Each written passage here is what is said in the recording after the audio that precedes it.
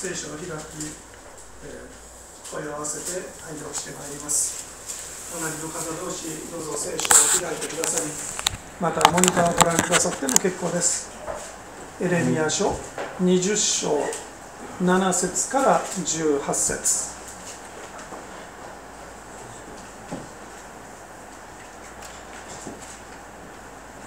よろしいでしょうか。一緒に3、はい。主よ、あなたが私を惑わしたので、私はあなたに惑わされました。あなたは私をつかみ、私を思いのままにしました。私は一日中物笑いとなり、皆が私をあざけります。8節。私は語るごとにわめき、暴虐だ、暴虐だと叫ばなければなりません。私への主の御言葉が一日中そしりとなり、笑い草となるのです。9節。私は主の言葉を述べ伝えまい、もう主の名で語るまいと思いましたが、主の御言葉は私の心の内で骨の中に閉じ込められて燃え盛る火のようになり、私は内にしまっておくのに疲れて耐えられません。10節。私が多くの人のささやきを聞いたからです。恐れが周りにあるぞ、訴えよ。我々もあいつを訴えよう。私の親しい者も皆、私のつまずくのを待ち設けています。多分彼は惑わされるから、我々が彼に勝って復讐してやろうと。11節。しかし主は私と共にあって横暴な勇士のようです。ですから私を追う者たちはつまずいて勝つことはできません。彼らは成功しないので大いに恥をかき、それが忘れられない永久の恥となりましょう。12節。正しいものを調べ、思いと心を見ておられる万軍の主よ、あなたが彼らに復讐されるのを私に見せてください。あなたに私の訴えを打ち明けたのですから。13節。主に向かって歌い、主を褒めたたえよ。主が貧しい者の命を、悪を行う者どもの手から救い出されたからだ。14節。私の生まれた日は呪われよ。母が私を産んだその日は祝福されるな。15節。私の父にあなたに男の子が生まれたと言って伝え、彼を大いに喜ばせた人は呪われよ。16節。その人は主が覆して悔いのないまちまちのようになれ。朝には彼に叫びを聞かせ、真昼には時の声を聞かせよ。17節。彼は私が体内にいるとき、私を殺さず、私の母を私の墓とせず、彼女の体を永久に身ごもったままにしておなかなかったからだ。18節。なぜ私は労苦と苦悩に遭うために体を出たのか。私の一生は恥のうちに終わるのか。アーメン。それでは講師のチャー先生をハレルヤと拍手を持ってお迎えいたしましょう。ハレルヤ。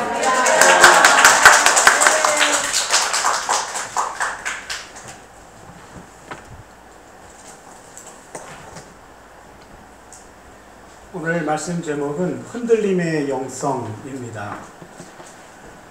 이제 예레미야 우리가 이번 여정의 4번째 말씀을 나누고 있는데요. 마지막에 나와 있는 20장 여기에 있는 이 고백은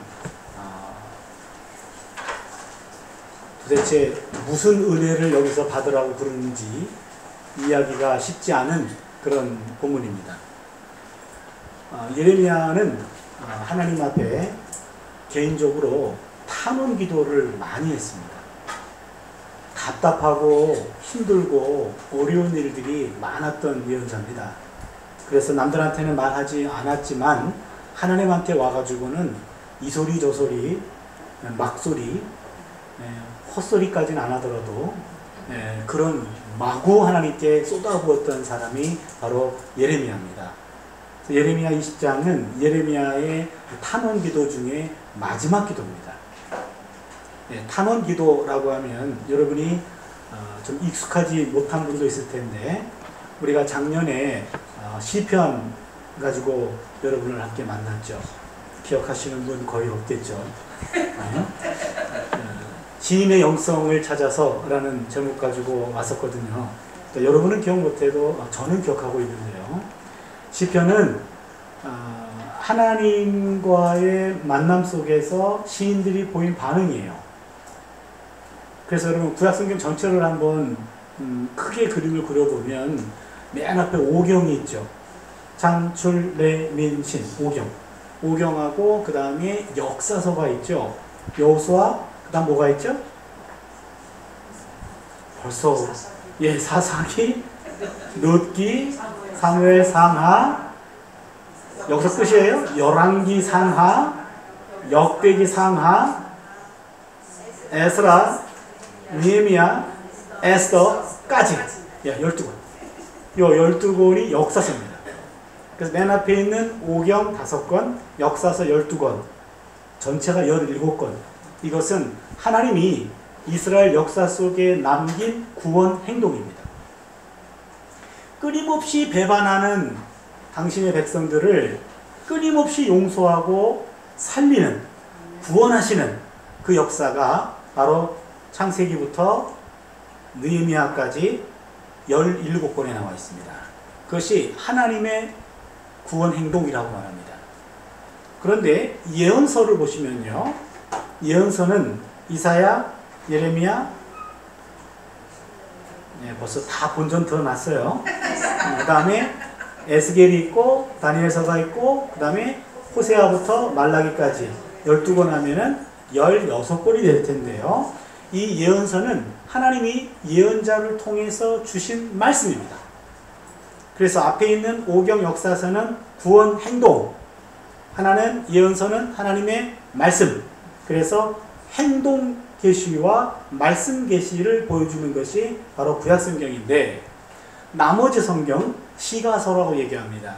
욥기, 시편, 잠언, 전도서, 아가, 이런 것들을 시가서라고 그러는데, 이것은 시적으로 표현된 책이기 때문에 그렇습니다. 시가서의 대표적인 책이 시편입니다. 시편은 하나님의 구원 행동과 구원의 말씀에 대한 인간의 응답이에요. 인간의 응답입니다. 그래서 시인들은 하나님과의 만남 속에서 그들이 고백했습니다. 그렇다면 예를 들어 시인들은 하나님의 구원 행동을 경험했어요. 우리 여러분 구원 경험도 많이 있지 않습니까? 내 문제로부터 치유받고 해결받는 것 다 그는 하나님의 구원 행동이잖아요. 그렇죠? 그런 구원 행동을 경험했을 때는 시인들은 하나님께 찬양으로 고백했습니다. 야훼를 찬양하라. 그는 높고 영화로우시며 말과 그 탄자를 바다에 던지셨음이로다. 출애굽기 15장 21절. 성경에 나오는 최초의 찬양시입니다. 이스라엘 백성들이 집단적으로 출애굽을 경험했습니다. 여러분 상상해 보세요. 수많은 백성들이 홍해 바다 앞에서 죽을 뻔했는데 하나님이 홍해를 가르셨어요. 그리고 수많은 사람들이 건넜습니다. 그것을 경험하고 나서 맨 처음 부른 것이 모세가 찬양했고 미디암이 찬양했어요.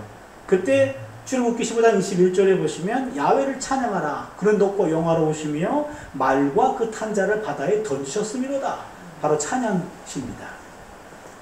그런데 하나님이 늘 우리 삶 속에 찾아와 주시고 내 기도에 응답해 주시는 것이 아니고 하나님의 부재를 경험합니다. 하나님의 침묵을 경험합니다. 아무리 문을 두드려도 하나님 반응하지 않아요. 그러면 시인들은 어떤 반응을 보였을까요? 그때 하나님을 찬양했을까요? 뭘 보여야지 찬양하죠. 그렇죠? 그때는 탄원했습니다. 탄원. 가장 대표적인 탄원시가 시편 22편입니다. 나의 하나님 어찌하여 나를 버리시나이까. 엘리엘리 라마 사박다니. 예수님도 마지막에 그 기도를 사용하셨습니다. 엘리 엘리 라마 사박다니 그 말인데요. 그게 나의 하나님 어찌하여 나를 버리셨나이까, 이런 기도죠. 바로 그런 기도가 탄원시입니다. 그러면 시편은 찬양시와 탄원시가 주로 구성되어 있습니다.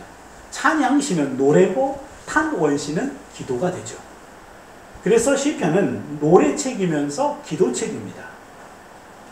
그런데 정말 힘들고 어려울 때 하나님께 탄원 기도를 올렸는데, 탄원 기도에는 5가지 요소가 있습니다. 제가 작년에도 말씀드렸는데 다행히 여러분이 모두가 다 기억하고 있지 않은 것 같습니다. 5가지를 한번 기억을 더듬어 보세요. 개인 탄원시는요, 여러분 인생에 문제가 없는 사람이 없기 때문에 하나님께 답답한 마음 가지고 기도할 때 쓰는 게 개인 탄원 기도예요. 5가지 요소입니다. 첫 번째, 하나님을 불러요. 두 번째는 불평합니다. 내 사정을 그대로 아려는 거예요. 답답한 마음 숨길 것도 없어요. 다 아시는데 내 마음에서 막 욕이 나오는 거 다 아셔요. 그럼 욕하면 돼요. 누구한테? 하나님한테 하는 거죠.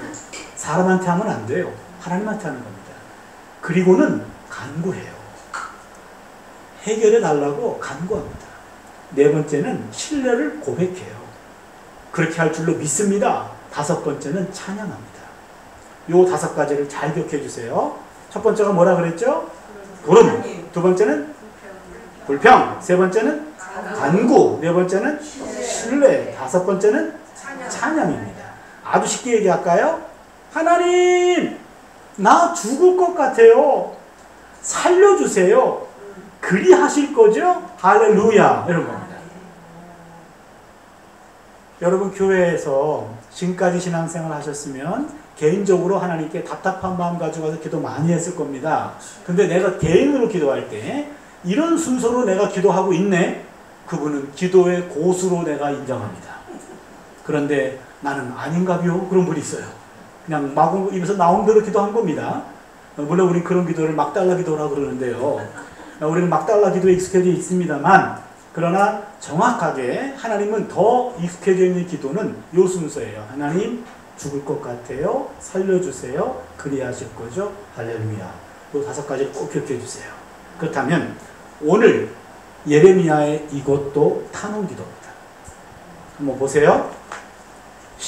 예레미야 20장 7절입니다. 야훼여 1번 해주세요. 하나님을 불렀습니다. 야훼여 하나님 불렀죠? 그 다음에 탄원이 굉장히 길어요. 7절부터 10절까지인데요. 제가 한번 읽어보겠습니다.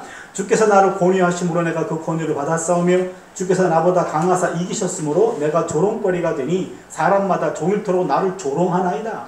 내가 말할 때마다 외치며 파멸과 멸망을 선포함으로 야훼의 말씀으로 말미암아 내가 종일토록 치욕과 모욕거리가 됨이니이다. 내가 다시는 야훼를 선포하지 아니하며 그의 이름으로 말하지 아니하리라 하면 나의 마음이 불붙는 것 같아서 골수에 사무치니 답답하여 견딜 수 없나이다. 나는 무리의 비방과 사방이 두려워함을 들었나이다. 그들이 이르기를 고소하라. 우리도 고소하리라 하며 내 친한 법도 다 내가 실족하기를 기다리며 그가 혹시 유혹을 받게 되면 우리가 그를 이겨 우리 원수를 갚자 하나이다. 이 예레미야의 지금 그 환경이 조금 이해가 됩니까? 답답하고 힘든 마음을 지금 불평했습니다. 그리고는 11절을 보세요. 그러하오나 야훼는 두려운 용사 같으시며 나와 함께 하심으로 나를 박해하는 자들이 넘어지고 이기지 못할 것이오며 그들은 지혜롭게 행하지 못함으로 큰 치욕을 당하오리니 그 치욕은 길이 있지 못할 것이니이다. 뭐에 해당할까요? 강구 땡? 예, 신뢰입니다. 신뢰. 지금 그러하오나 야훼는 두려운 용사 같으시며 나와 함께 함으로 신뢰를 고백했어요. 그 다음에 12절을 볼까요? 의인을 시험하사 그 패부와 심장을 보시는 만군의 야훼여 나의 사정을 주께 아뢰었사온즉 주께서 그들에게 보복하심을 나에게 보게 하옵소서. 뭘까요? 간구. 좋습니다. 간구. 그 다음에 13절을 보시면 야훼께 노래하라. 너희는 야훼를 찬양하라. 가난한 자의 생명을 행악자의 손에서 구원하셨음이니이다. 뭐죠? 찬양입니다. 그러면 순서를 볼까요? 맨 처음 뭐였죠? 부름. 두 번째는요? 불평. 그 다음에 세 번째는요? 신뢰. 네 번째는요? 간구. 5번째는요? 찬양이죠. 그러면은 예레미야는 우리가 알고 있는 탄원 순서가 조금 바뀌었죠. 탄원 순서를 보면은 맨 처음에 하나님 불렀고, 두 번째는 불평했고, 세 번째가 간구했고, 네 번째가 신뢰, 그 다음에 찬양이었죠. 그런데 예레미야는 지금 불렀고, 불평했고, 그 다음에 신뢰하고, 간구하고, 찬양했어요. 순서가 뒤바뀌었습니다. 이건 뭘 알 수 있냐면 예레미야가 지금 복잡합니다. 그렇죠? 예레미야가 지금 FM대로 교과서대로 하나님 두 번째 뭐더라? 불평한 거지, 불평하고 세 번째 간구지, 이거 아니에요. 그냥 나오는 대로 지금 하고 있어요. 예레미야가 지금 상당히 복잡합니다. 그리고 13절에서 끝났으면 좋을 뻔했는데 14절에 가니까는 다시 땅으로 떨어집니다. 찬양하라! 그래놓고 14절에 내 생일이 저주를 받았다며 다시 다운이에요. 마치 조울증 환자 같습니다. 갑자기 하나님 야훼에 불렀다가 이제는 막 불평했다가 신뢰를 고백했다가 그 다음에는 간구하고 찬양했다가 뚝 떨어져가지고 내 생일이 저주를 받았다면, 그리고 14절부터 18절까지 다 불평입니다. 맨 마지막에 18절, 어찌하여 내가 태에서 나와서 고생과 슬픔을 보며 나의 나를 부끄러움으로 보내는고, 이러고 끝나요. 기가 막힌 고백이에요. 그러면 조금씩 본문을 좀 자세히 들여다보겠습니다. 여러분 먼저 7절을 보세요. 야훼여, 하나님 불렀습니다. 주께서 나를 권유하심으로 내가 그 권유를 받았사오며 주께서 나보다 강하사 이기셨으므로 내가 조롱거리가 되니 사람마다 종일토록 나를 조롱하나이다. 여기서 권유라고 하는 말은 예레미야야 너 날 위해 좀 대신 말씀 전해줄 수 있니? 이게 아니에요. 우리말로는 아주 고상하게 번역했는데 일본말로는 뭐로 번역했는지 모르겠네요. 일본말로 뭐로 번역했죠? 권유를 뭐로 번역했죠? 신목사님, 헷갈리게 했다? 그렇게 헷갈리게 하지 마세요. 뭐로 번역했죠? 헷갈리게 하다? 무슨 단어죠? 헷갈리게 하다? 유혹. 유혹을 했어요? 좋아요. 잘했는데요. 요 단어가 이 파타라는 말인데요. 이 말은 총각이 처녀를 성적인 목적으로 유혹할 때 쓰는 말입니다. 그러니까 이 말은 하나님께 쓸 수 없는 말이에요. 하나님이 처녀인 나를 유혹했습니다, 이 말이에요. 꽃이다, 꼬득이다, 풀이다, 이런 말입니다. 아주 나쁜 말인데, 그러니까 총각이 처녀를 성적인 목적으로 유혹하다, 풀이다, 이런 말입니다. 그랬는데 권유를 잠깐 받았어요. 받았는데 주께서 나보다 강하사 이겼다, 이 말은 덮쳤다, 그 말입니다. 나를 폭행한 겁니다. 하나님이 나를 성폭행했습니다, 이 말이에요. 그러니까 예레미야는 지금 하나님의 부르심에 대해서 유혹받아가지고 나를 덮쳐서 나의 처녀성이 상실되었습니다. 하나님이 나를 강권적으로 덮쳤나이다, 이렇게 얘기하고 있습니다. 그러니까 이게 지금 예레미야가 제정신이 아닙니다, 지금요. 지금 막말하고 있습니다. 그만큼 예레미야 갈 때까지 갔어요, 지금요. 그리고 뭐라고 얘기했냐면 8절을 보세요. 내가 말할 때마다 외치며 파멸과 멸망을 선포함으로 야훼의 말씀으로 말미암아 내가 종일토록 치욕과 모욕거리가 됨이니이다. 예레미야 1장에 보면은요, 1장의 소명 사건 때 내가 너를 복중에 지키되 내가 너를 알았고 내가 너를 태중에서 구별해 세웠나니 너는 여러 나라의 선지자가 될지니라 하면서 하나님이 예레미야를 태어나기 전부터 찍었어요. 불렀습니다. 예레미야가 나는 아이라 말할 줄 알지 못합니다. 나는 아직 준비가 안 됐습니다. 그때 하나님이 너는 아이라 하지 말고 내가 너를 누구에게 보내든지 가, 전하라 하는 말을 전해 라고 하나님 설득하셨어요. 그리고는 예레미야 1장 8절에 보시면 너는 그들로 인하여 두려워 말라, 내가 너와 함께 하겠다 약속해 주셨어요. 그리고는 9절에 내 말을 내 입에 넣어 주겠다고 했습니다. 너는 가서 입만 열어 그랬어요. 그 말에 속은 거죠. 입에 넣어준 말이 멸망과 강포입니다. 파멸과 멸망입니다. 그러니까 예레미야 입에 넣어준 말이 유다 나라는 망합니다. 우리나라는 망합니다. 이렇게 얘기한 거예요. 근데 듣는 사람들이 너부터 망해라 그러는 겁니다.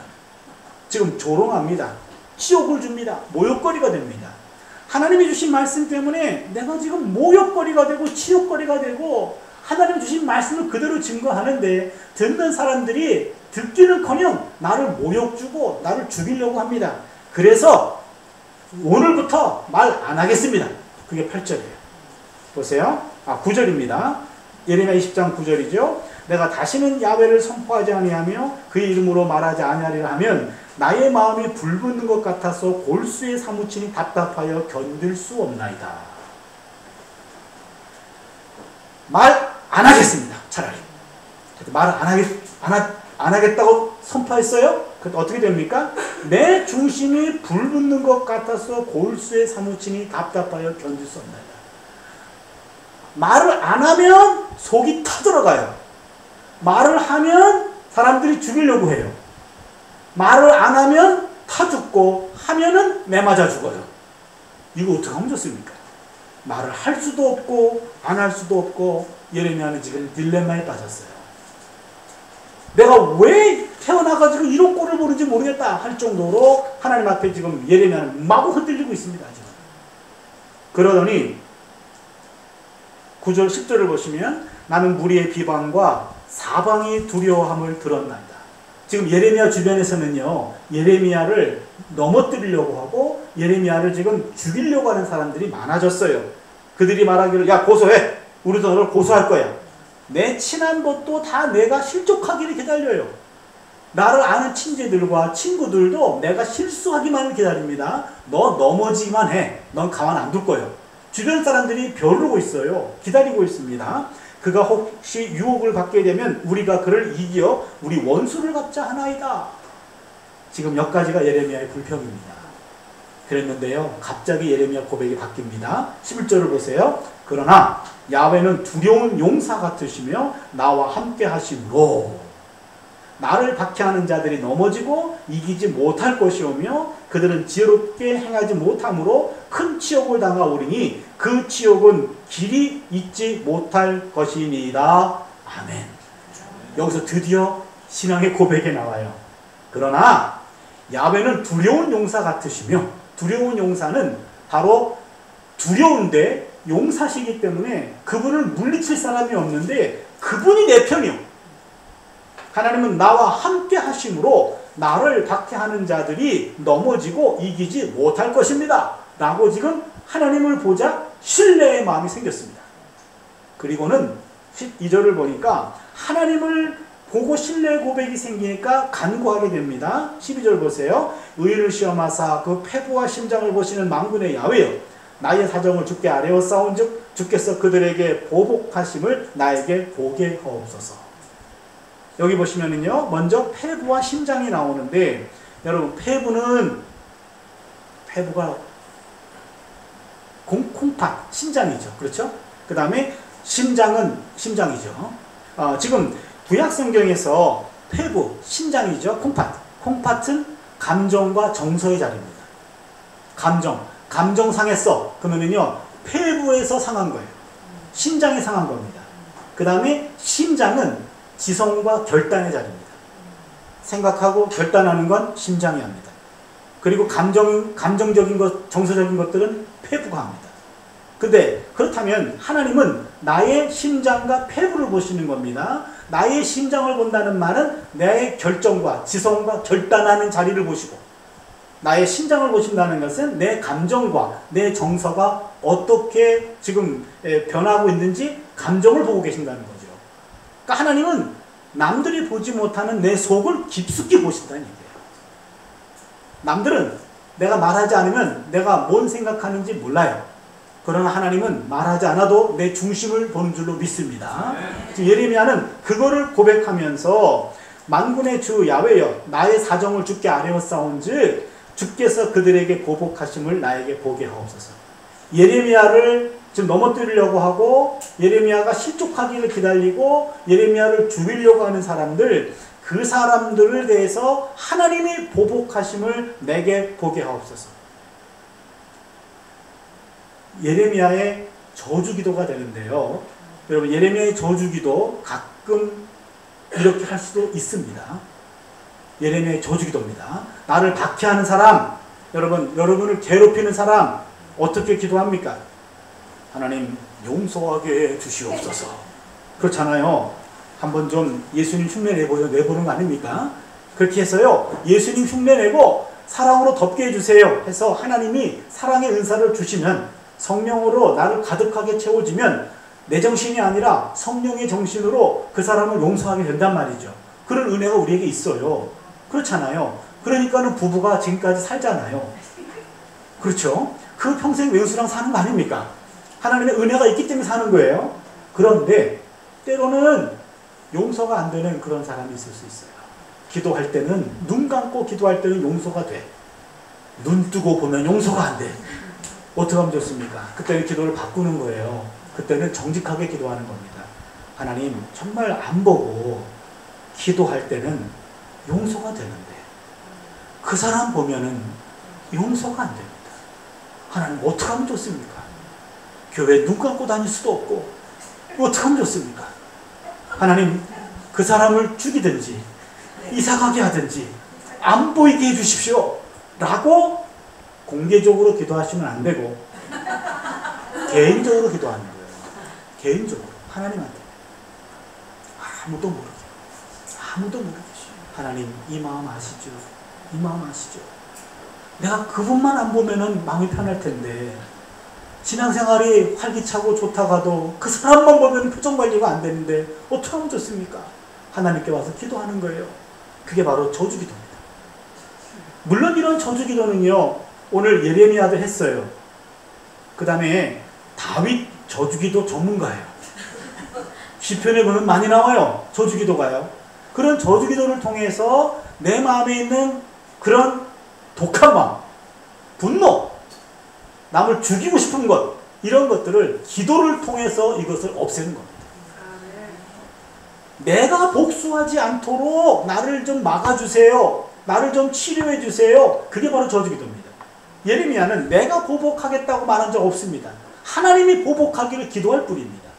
하나님은 두 마음이 공존합니다. 긍휼과 자비. 아니, 긍휼과 자비 똑같은 말이고요. 긍휼과 공의의 마음이 있어요.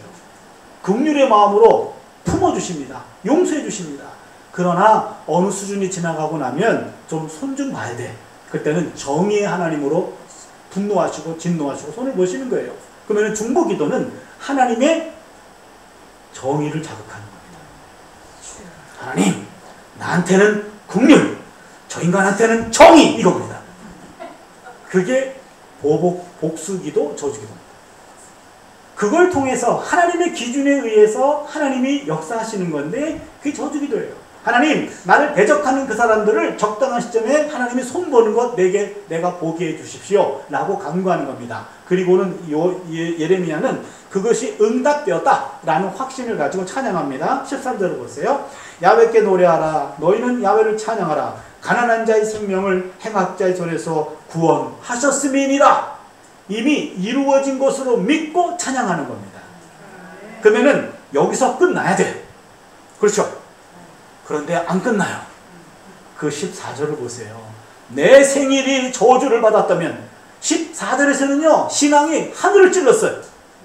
그러다가 14절에 다시 뚝 떨어집니다. 내 생일이 저주를 받았다면, 나의 어머니가 나를 낳았던 날이 복이 없었다면, 무슨 말입니까? 내가 태어난 날 죽었더라면.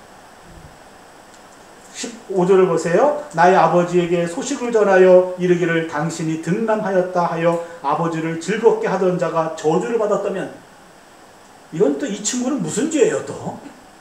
예레미야가 태어날 때 아빠가 안 계셨던 모양이에요. 그래서 그 소식을 가장 친한 친구가 듣고, 이보게 자네 말이야 아들 낳았어 이렇게 전해주던 그 사람이 죽었더라면. 그러니까 이것은요 원래 자기 부모를 저주하면 안 되기 때문에 내 생일을 저주하고 있고 그 생일 소식을 전한 사람을 대신 저주하는 겁니다. 아무튼 요지는 내가 태어나지 않았더라면 그 말이에요. 그리고는 16절을 보시면 그 사람은 야훼께서 무너뜨리고 후회하지 아니하신 성읍같이 되었다면 그가 아침에는 부르짖는 소리 낮에는 떠드는 소리를 듣게 하였다면 좋을 뻔하였나이다. 16절은요 전쟁 소리입니다. 차라리 전쟁이 나서 내가 그냥 죽었더라면 좋았을 뻔했는데 17절을 보시면 이는 그가 나를 태해서 죽이지 아니하셨으며 나의 어머니를 내 무덤이 되지 않게 하셨으며 그의 배가 부른 채로 항상 있게 하지 않게 하신 까닭이로다. 차라리 내 어머니 뱃속이 내 무덤이었다면 내가 태어나지 않았을 텐데 하면서 예레미야는 지금 다시 자기 생일을 저주하고 있는 겁니다. 그리고는 18절에 어찌하여 내가 태에서 나와서 고생과 슬픔을 보며 나의 날을 부끄러움으로 보내는고 하니라. 여기서 끝. 여러분 어떻습니까?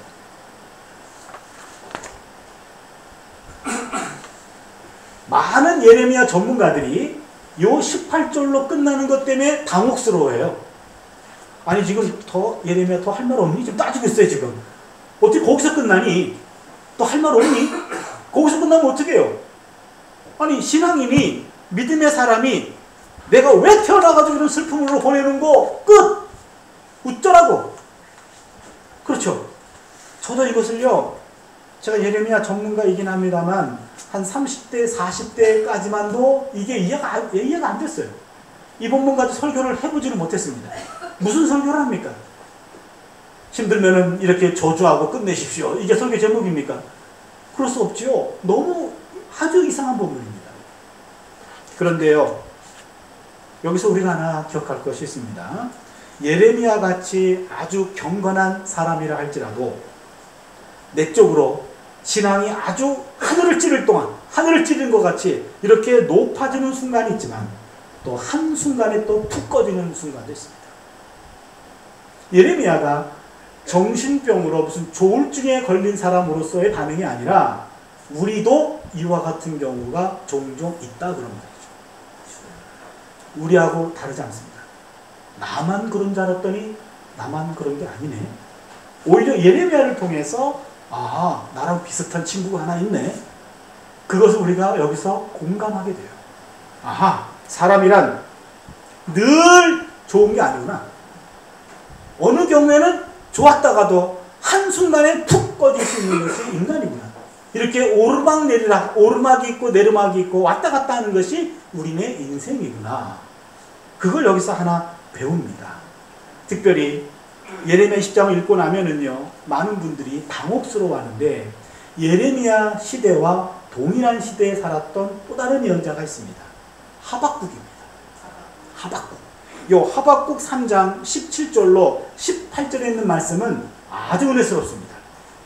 이 본문을 보시면은요, 비록 무화과 나무가 무성하지 못하며 포도나무에 열매가 없으며 감람나무에 소출이 없으며 밭에 먹을 것이 없으며 우리의 양이 없으며 외양간에 소가 없을지라도 나는 야훼로 말미암아 즐거워하며 나의 구원의 하나님으로 말미암아 기뻐하리이다. 여기서요, 여러분 무화과나무, 포도나무, 감람나무, 요 무화과나무, 포도나무, 올리브나무, 이거는요 지금 이스라엘 지역에서, 팔레스타인 지역에서 혹은 지중해 지역에서 가장 중요한 농산물입니다. 지금요, 요 팔레스타인 지역에서는요, 요 무화과나무, 포도나무, 감람나무의 소출이 없다라는 말은 먹고 살 수가 없는 최악의 경우입니다. 이게 그 나라를 살리는 중요한 하나의 추수물입니다. 거기에다가 우리의 양이 없으며 외양간에 소가 없을지라도, 그럼 이게 없으면은요 죽음입니다. 그런데 하박국은 말합니다. 이 모든 것들이 없을지라도, 요 지라도가 중요합니다. 여러분 제주도만 가야 될 것이 아니라 지라도도 한번 가봐야 돼요. 지라도 내가 원하는 것이 없을지라도 나는 야훼로 말미암아 즐거워하며 나의 구원의 하나님으로 말미암아 기뻐하리이다. 이쯤 돼야 우리도 하박국의 고백을 통해서 지라도라는 섬을 갔다 와서 다시 한번 힘을 얻을 텐데 예레미야는 그게 아니에요. 예레미야는 그냥 내가 왜 태어나서 이런 고생과 수고로 시간을 보내는지 참으로 모르겠습니다 라고 이야기하고 끝납니다. 예레미야는 자신의 소명과 자신의 삶을 비교하면서 마구 흔들리고 있습니다. 하나님이 주신 말씀을 내 인격으로, 내 삶으로 뿌리를 내려서 이 말씀을 전하는 것이 내가 살아야 할 몫입니다. 그러나 그렇게 살려고 노력하는데 듣는 사람들이 조롱합니다. 나를 죽이려고 합니다. 열매가 없습니다. 고통스럽습니다. 그러기에 내가 가야 될 길과 현재의 삶이 이것이 매치가 안 돼요. 고통스럽습니다. 마구 흔들리고 있습니다. 나는 지금 내가 가야 할 길을 올바로 가고 있는가? 나는 지금 하나님이 원하시는 삶을 내가 살아가고 있는가? 마구 흔들리고 있습니다. 모든 것을 다 던져서 지금 사역을 했는데 내가 제대로 하고 있는지 확신이 없어서 도망치고 싶어요. 근데 도망친다고 문제가 해결되는 게 아니에요. 도망치면 도망친다고 속이 지금 타들어가고 있고, 그렇다고 하자니 보는 사람들이 나를 박해하고 있고, 이러지도 못하고 저러지도 못하고 내가 지금 제대로 가고 있는 건지 마구 흔들리고 있습니다. 그런데 여러분, 요 흔들리는 게 이게 건강한 신앙인의 모습이라는 겁니다. 나침판 한번 보세요, 여러분. 나침판. 나침판은요 항상 흔들립니다. 그렇죠? 나침판은요 항상 어딜 갖다 놔도 북쪽을 향해서 흔들립니다. 그렇죠? 근데요 이 나침판이 이쪽은 북쪽이요 확실해 라고 흔들기를 멈춰요. 얘는 고장났습니다. 버려야 됩니다. 그렇죠? 이쪽이 북쪽일 것 맞아, 북쪽일 것 같아 라고 흘림없이 흔들릴 때 이 나침판은 건강한 거고, 이쪽이 북쪽이요 뭔 소리요 라고 확신을 가지고 흔들리지 않고 가리킨다면 이 나침판은 고장난 겁니다. 그러기에 나침판의 흔들림은 나침판이 정상임을 보여주는 것과 같이 예레미야의 흔들림도 예레미야가 정상이라는 것을 보여줍니다. 이것을 우리는 거룩한 떨림이라고 말합니다. 내가 지금 제대로 가고 있는가? 내가 지금 제대로 살고 있는가? 이런 의문이, 이런 질문이 있어야 돼요. 저희 집에 딸이 둘이 있는데요. 가끔 저 혼자서 야, 나 같은 아빠 있으면 나와보라 그래 라고 혼자 생각하는 거예요. 만약에 나 같은 아빠 있으면 나와보라 그래. 제가 한번 생각하기에 내 아빠보다 우리 두 딸의 아빠가 미안하지만 조금 나은 것 같아요. 그렇다면 나 같은 아빠 있으면 나와보라 그래. 그렇게 생각하는 순간 저는 나쁜 아빠입니다.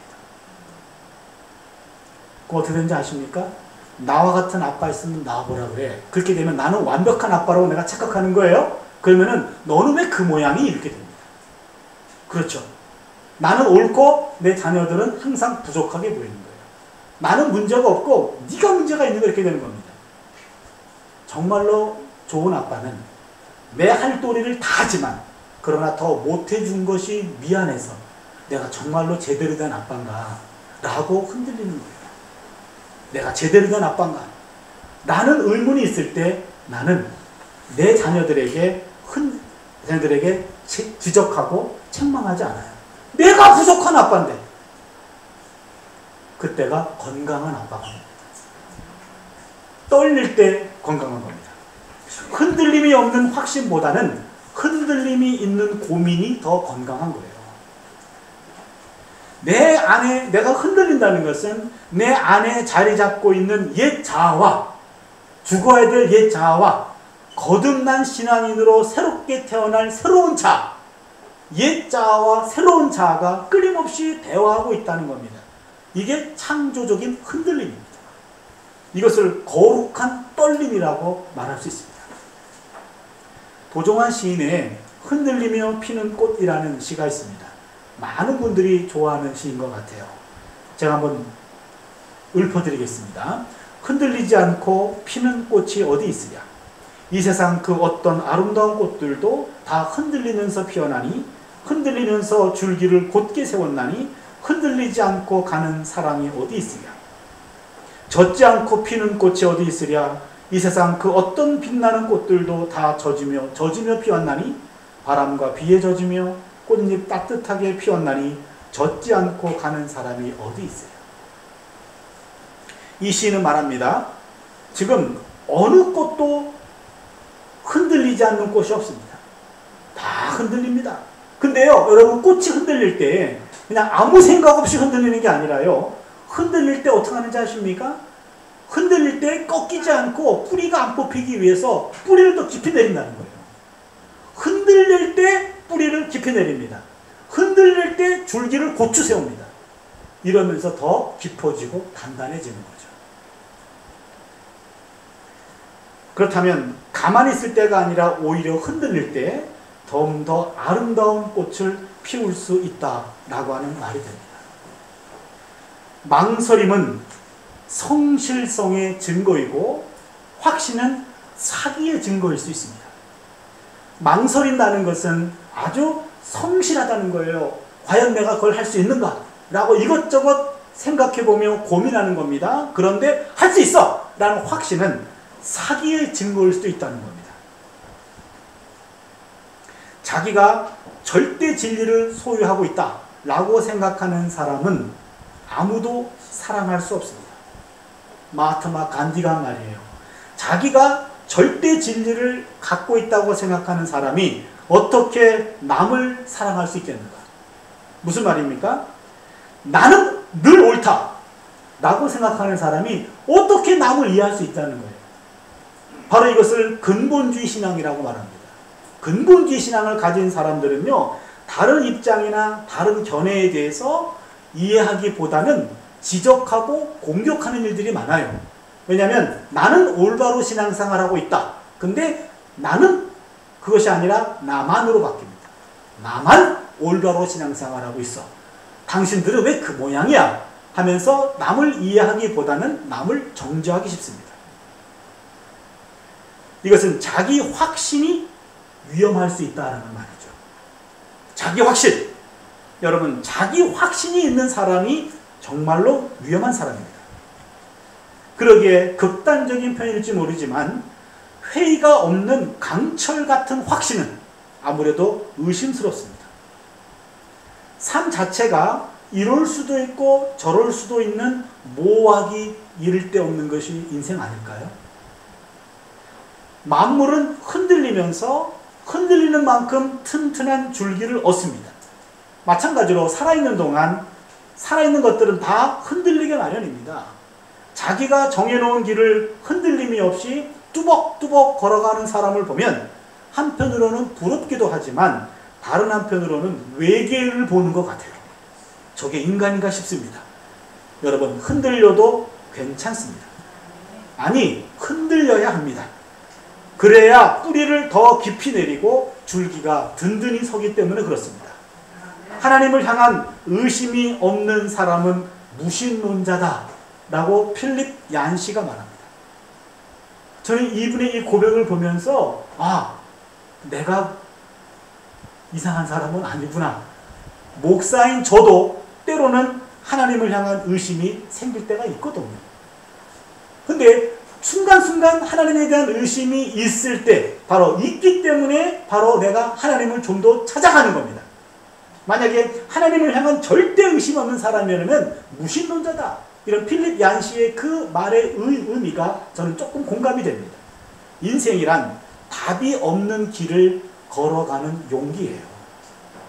여러분, 마치 인생이 답이 있는 것 같이 이 길로만 가야 돼 라고 답이 있다면 누구나 한 걸음 한 걸음 디딛기가 어렵지 않나요? 인생은 답이 있는 것이 아닙니다.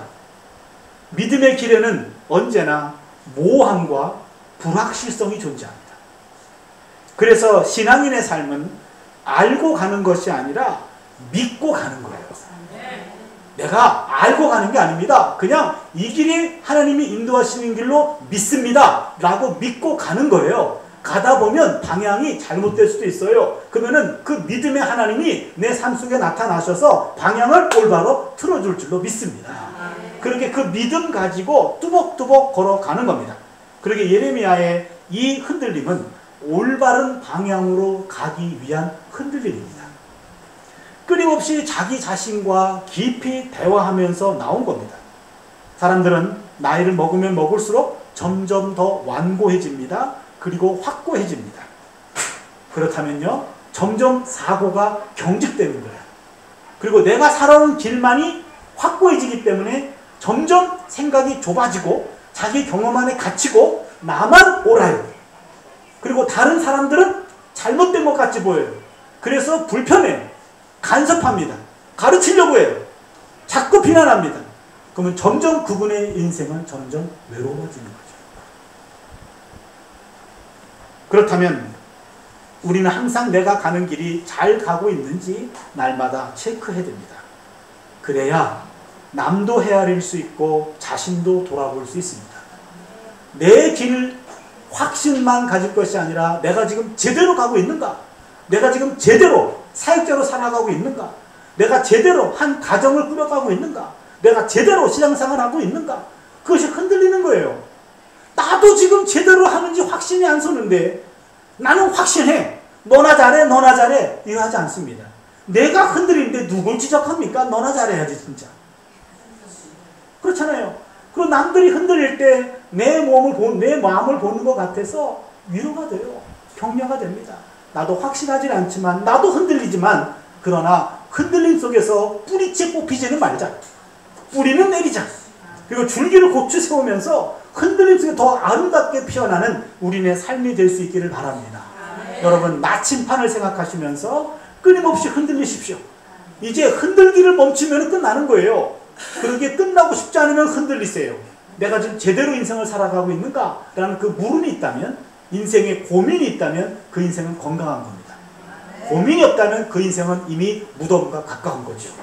그러게 예레미야의 흔들림 속에서 저는 우리가 건강한 흔들림이 있어야 되고 거룩한 떨림이 있어야 되고 하나님 앞에서 마지막 서는 순간까지 확신 가지고 사는 것이 아니라 믿음 가지고 사시기 바랍니다. 내가 확신이 아니에요. 내가 지금 제대로 가고 있는지 확신하진 않지만 제대로 가고 있는 줄로 믿습니다. 라는 믿음을 점검하면서 하나님 앞에서 나 자신을 온전히 내려놓고 남을 정죄하고 남을 비판할 틈이 없어요. 내 심령 하나, 내 영혼 하나, 내 삶 하나 바로 잡아가는 창조적인 흔들림의 영성으로 우리가 바로 세워질 수 있기를 축원합니다. 기도합니다. 하나님, 예레미야의 마지막 고백이 한순간 이해되지 않고 그리고 당혹스럽게 다가옵니다. 그렇게 믿음이 좋고 역사 속에 남게 되었고 그리고 하나님의 말씀 속에 남아있는 신앙의 거장이 하나님의 사역을 살아가는 그가 때로는 흔들렸고 마지막까지 흔들리는 그 모습 속에서 오늘 우리의 모습을 바라보게 해주시니 감사합니다. 하나님 우리에게도 창조적인 떨림이 있게 하여 주시옵소서.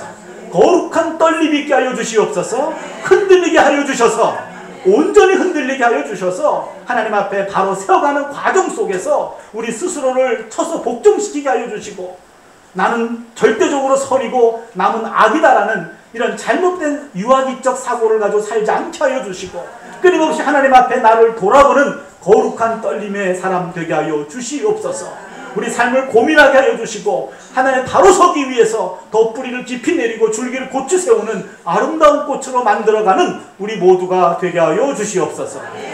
감사드렸고 예수님의 이름으로 기도드리옵나이다. 아멘. 할렐루야. 恵まれました。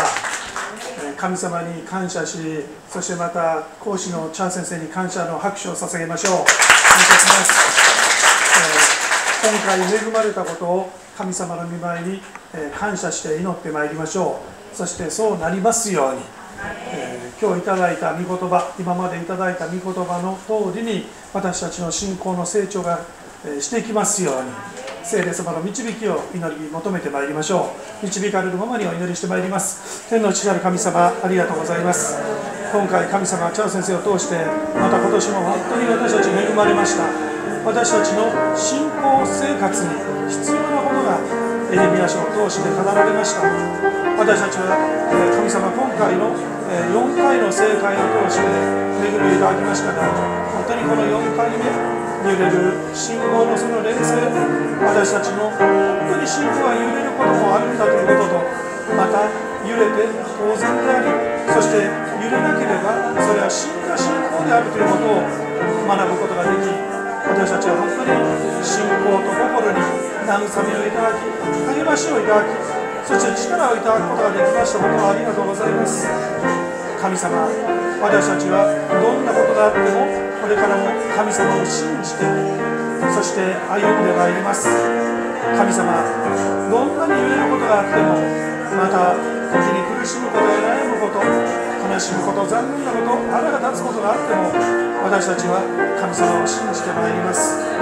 どんな中でも私たちを愛し、そして天の御国へと導き続けてくださっておられます神様、私たちがいつも揺れながらも信じ続けていくことができますように、神様に頼り続けていくことができますように、私たちの信仰をあなたの聖霊によって支えてくださり、助け導いてください。そして私たちが神様の愛と御恵みと道からに本当にいつも支えられて、一つ一つのことをイエス様の証、神様の栄光として歩んでいくことができますように、また揺れる中にもそれでもしっかりと働いてくださっておられます神様、あなたの御手の技を見て自他ともにあなたの皆をおめたたえ合うことができますように祝福してください。天の地なる神様、本当に感謝します。感謝してイエス様の尊い皆によってお祈りを申し上げます。アーメ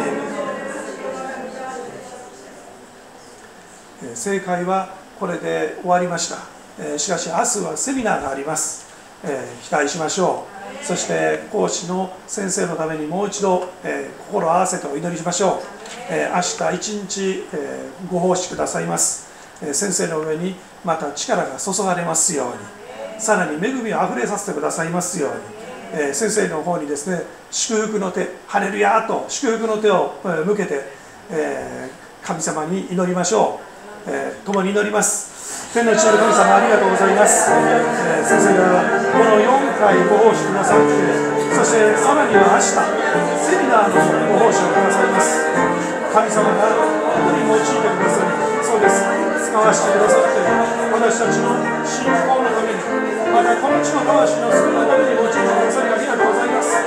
神様、どうかこの4回のご奉仕のお疲れの上に神様が癒しと新しい力を注いでください。また明日神様一日奉仕をさせてくださいますが、先生が神様が先生の力になってくださって、この地の魂のために用いてください。あなたの自分たちのために用いてください。また献身の信仰を持って集う霊界魂のために用いてください。先生の表現の働き、またこのような宣言の働き、神様一つ一つを神様が祝福して、神様の働きに用い続けてください。明日もまたさらなる恵みがあることを私たちは本当に楽しみにして期待して、私たちの尊き救い主、主キリストイエス様の皆によってお祈りを申し上げます。アーメン。ハレルヤ。それでは共にこの時間もう一つお祈りしてください。今回も、近くから遠くから、諸先生方が集まってくださいました。私たちは、本当に自分たちだけが恵まれるんではなく、近くの先生方も恵まれる機会になったらいいなといつもそう願って、こうやって共同で集まっております。ですから集まってくださった先生方のことを覚えて祈りましょう。その教会を覚えて祈りましょう。仙台、酒田、新潟の魚沼、あります。その一つ一つを覚えて祈りましょう。ちょっと待ってください。先生方、お立ちください。そして、皆さん先生方を見て覚えてくださって祈りましょう。共に祈ります。神様、感謝します。このようにまた共に恵みの機会を持つことができ、本当に私たちは感謝しております。いつも先生方が覚えて祈ってくださり、そしてまた、お互い、協力し合い、恵みを分かち合うことができます。この幸いをありがとうございます。神様、また今回も仙台教会、と一緒にこうやって、神様の恵みの機会が与えられ、本当に感謝します。仙台教会、新四人先生、また3人に、そしてまた神様、杉村陽子弁護先生を祝福してください。また神様、佐賀の飯曽先生を祝福してください。また、新潟の福音教会、主派先生、高野先生、そして神様の娘さん、せんちゃんが来てくださいました。神様、祝福してください。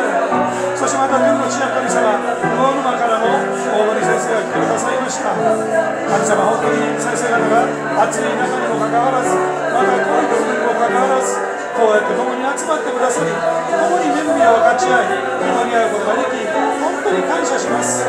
神様、どうかあなたのしもべたちを祝福してください。神様、どうかあなたがイエス様の十字架のもとに、御霊によってお立てになられました教会を祝福してください。どうかイエス様の十字架の救いの恵みの中、あなたの聖霊でますます満たしてください。聖霊によるキリストの霊性で満たしてくださいますように、そして教会を立て上げてくださいますようにお願いいたします。神様、どうかそれぞれの教会がますます恵まれて、神様が望んでおられる教会へと成長させていただく。そしてまたあなたのしもべたちが、神様、あなたのしもべとして、あなたが本当に望んでおられることに従順し、あなたが望んでおられる働きをしていくことができますように、神様、祝福して用いてください。そしてそれぞれが本当に天の御国においてよくやった、良い充実なしもべだ、主人の喜びを共に喜んでくれと褒めの言葉をいただくことができますように、どうかそれぞれの先生方を、また教会を祝福してください。私たちの道徳に救い主、主キリストイエス様の皆によってお祈りを申し上げます。アーメン。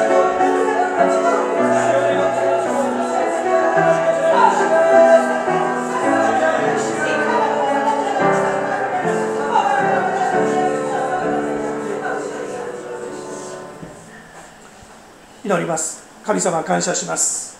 また今年もこの夏の正解の恵みが与えられ、ありがとうございました。私たちの信仰生活に本当に必要な御言葉がチャー先生を通して語られましたことをありがとうございます。どうか神様、私たちは聞いて恵まれましたから、聞いて恵まれるだけで終わらず、これから神様の御言葉をしっかり掴んで、御言葉の中に信仰生活を歩んでいくことができますように、さらなる聖霊様の助けを祈り求めます。そして私たちの信仰生活がイエス様の証となり、また天の御国にまっすぐ歩むものとなりますように祝福してください。これから私たちは御国にたどり着くまで揺れることがたくさんまたあるでしょう。落ち込むこともあるでしょう。傷つくこともあるでしょう。腹が立つこともあるでしょう。頭にくることも憎むこともあるでしょう。しかし神様、今日の御言葉を思い出して、いつも神様の愛の中に歩んでいくことができますように、私たちの御国への信仰生活を祝福してください。願わくば私たちの御国への旅路、この信仰生活が主の十字架の宮座の凱旋の行進となりますようにお願いいたします。私たちの尊き救い主、主キリストイエス様の皆によって感謝してお祈りします。アーメン。ハレルヤ。共に感謝して用意した捧げ物をお伝えいたします。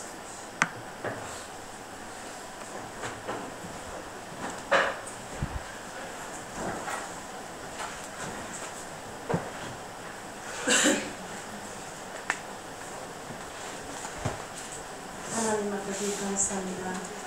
오늘도 귀한 하나님의 말씀을 통하여 나의 정체성을 바르게 깨닫게 하시고 은혜를 주시니 감사합니다. 전능하시고 하나님, 전능하신 하나님 말씀으로 성령 충만하여 기도로서 항상 준비된 저희들이 되게 하시고, 예배를 통하여 우리들에게 주시는 큰 은혜가 우리들의 마음속에 생활 속에 온전히 받아들여 성령 충만한 삶을 살아갈 수 있도록 도와주시옵소서. 오늘 말씀을 증거하시는 차준희 목사님을 기억하시어 건강과 복음을 전하는 데 부족함이 없도록 성령 충만과 말씀을 듣는 모든 사람들의 마음을 감동하여 보다 변화되고 값진 시간 될 줄 믿으며 은혜에 감사하여 준비된 예물 올려드립니다. 드리는 손길마다 은혜 베풀어 주실 줄 믿으며 예수님 이름으로 기도드렸습니다. 아멘.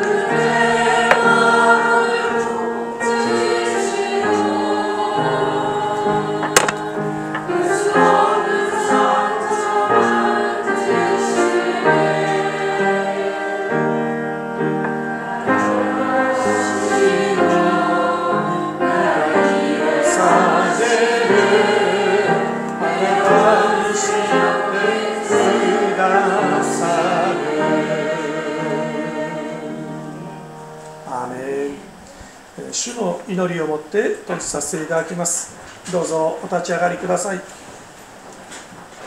主の祈り、天に増します我らの父よ、あとが皆をあがめさすたまえ、御国を来たらすたまえ、御心の天になるごとく地にもなさすたまえ、我らの日曜の糧を今日も与えたまえ、我らに罪を犯す者を我らが許すごとく我らの罪をも許したまえ、我らを試みに合わせず悪より救い出したまえ、国と力と栄とは限りなく何日のものなればなり。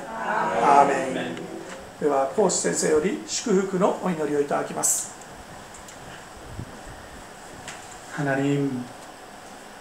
하나님께서 우리를 이 땅에 나게 하시고 이 땅에서 살게 하신 것을 감사합니다. 아멘. 때로는 그 이유와 섭리를 알 수 없어서 고민하며 탄식할 때도 있습니다.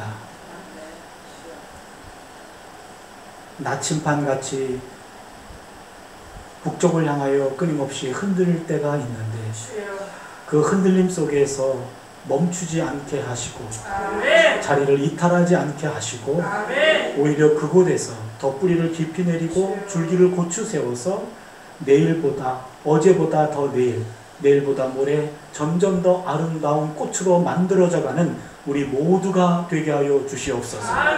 귀한 예물 하나님께 드립니다. 하나님 받아주시옵소서. 거룩한 성사역에만 구별하여 사용하여 주시옵소서. 주님이 그대 앞에 계셔서 그대에게 바른 길 보이시기 바랍니다. 주님이 그대 곁에 계셔서 그대를 껴안아 지키시기를 바랍니다. 주님이 그대 뒤에 계셔서 못된 사람들의 나쁜 계획에서 그대를 보존하시기 바랍니다. 주님이 그대 아래에 계셔서 그대가 떨어지면 받아주시고 그대를 덫에서 끄집어내시기 바랍니다. 주님이 그대 안에 계셔서 그대가 슬퍼할 때에 그대를 위로하시기 바랍니다. 주님이 그대 둘레에 계셔서 남들이 그대를 덮칠 때 막아주시기 바랍니다. 주님이 그대 위에 계셔서 그대에게 복 주시기를 바랍니다. 이제는 우리 주 예수 그리스도의 은혜와 하나님 아버지의 극진하신 사랑하심과 성령의 내주 교통 충만하심이 흔들림의 영성을 내 안에 담고 하나님 앞에 뚜벅뚜벅 의미 있는 발걸음을 향하여 나가겠습니다. 결단하는 여기 있는 주의 백성들을 위해 이제부터 영원토록 함께 하시기를 간절히 축원하옵나이다. 아멘.